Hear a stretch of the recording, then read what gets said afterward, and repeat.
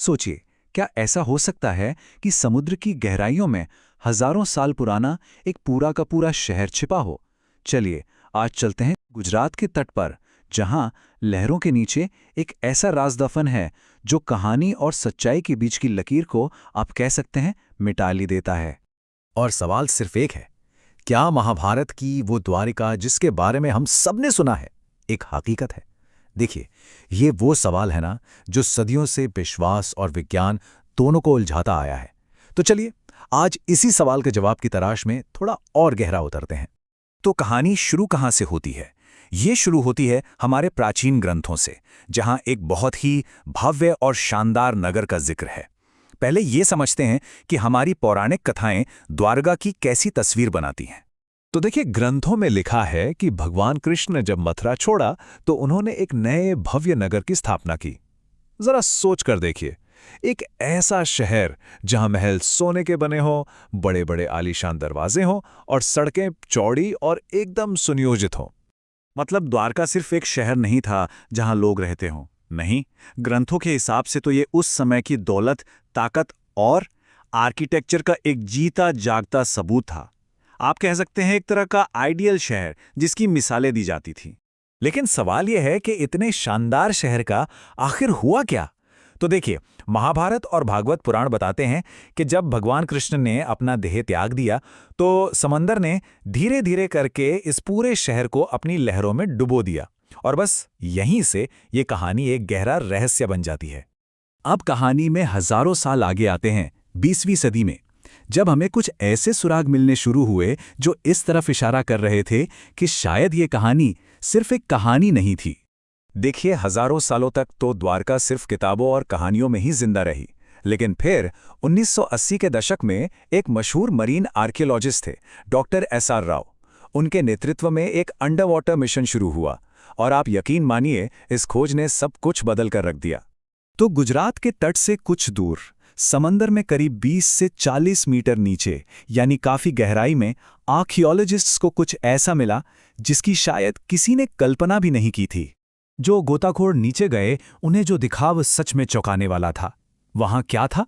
बड़ी बड़ी पत्थर की दीवारें थीं, चौकोर डिजाइन वाले स्ट्रक्चर्स थे और पूरा का पूरा लेआउट ऐसा था मानो किसी ने बाकायदा प्लानिंग करके शहर बसाया हो। और सिर्फ इतना ही नहीं, वहां से पुराने जमाने के पत्थर के एंकर्स यानी लंगर भी मिले। अब ये जो लंगर मिले ना, ये कोई छोटी मोटी चीज नहीं थी।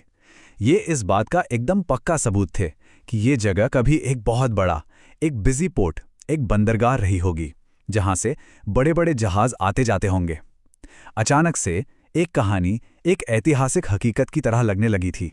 लेकिन जैसे ही ये सारी खोजें दुनिया के सामने आईं, एक नई बहस छिड़ गई। सवाल ये था कि क्या ये वाकई में भगवान कृष्ण की द्वारका के ही खंडर हैं या फिर ये कुछ और हैं? तो यहाँ पर ना दो अलग अलग थ्योरीज हैं। एक तरफ वो रिसर्चर्स हैं जो कहते हैं कि भाई, ये जो स्ट्रक्चर्स मिले हैं, इनका डिज़ाइन इतना परफेक्ट और ऑर्गेनाइज्ड है कि ये अपने आप बन ही नहीं सकते, इन्हें इंसानों ने ही बनाया है। वहीं दूसरी तरफ कुछ साइंटिस्ट का ये भी मानना है कि अरे नहीं, ये तो सिर्फ नेचुरल रॉक फॉर्मेशंस हैं, मतलब कुदरती तौर पर बनी चट्टानें हैं। अच्छा, चलिए 1 मिनट के लिए मान भी लें कि ये एक शहर ही था।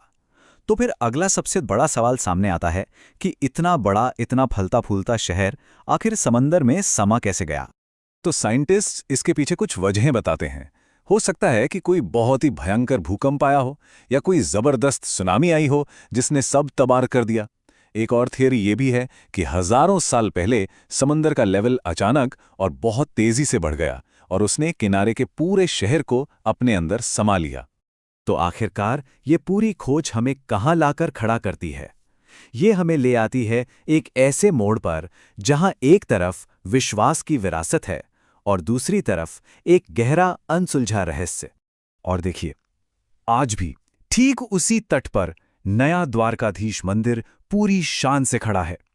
ये आस्था का एक ऐसा जिंदा केंद्र है जहां आज भी हर साल लाखों श्रद्धालु बस इसी विश्वास के साथ आते हैं कि वो उसी पवित्र धरती पर हैं जहां कभी भगवान कृष्ण का राज था। तो कुल मिलाकर हम आज एक दो राहे पर खड़े हैं। एक तरफ है अटूट विश्वास जो ये कहता है कि समंदर के नीचे जो मिला है वो पौराणिक द्वारका ही है, और दूसरी तरफ है विज्ञान, जो कहता है कि जब तक कोई ठोस पक्का सबूत नहीं मिल जाता, हम कुछ भी फाइनल नहीं कह सकते। तो फिर सच क्या है? शायद शायद सच इन दोनों के कहीं बीच में है। इतिहास और आस्था का एक ऐसा पॉइंट जहां दोनों आकर मिल जाते हैं। द्वारिका का ये रहस्य हमें बस एक बात याद दिलाता है कि हम अपने अतीत के बारे में अभी भी बहुत कम जानते हैं। क्या पता भविष्य में कोई नई टेक्नोलॉजी आए और इस राज से पर्दा उठा दे। लेकिन जब तक ऐसा नहीं होता, ये कहानी हमें ये सोचने पर मजबूर जरूर करती है कि समंदर की गहराइयों में इतिहास के न जाने कितने और पन्ने अभी भी दबे पड़े हैं, जो बस अपने खोजे जाने का इंतजार कर रहे हैं।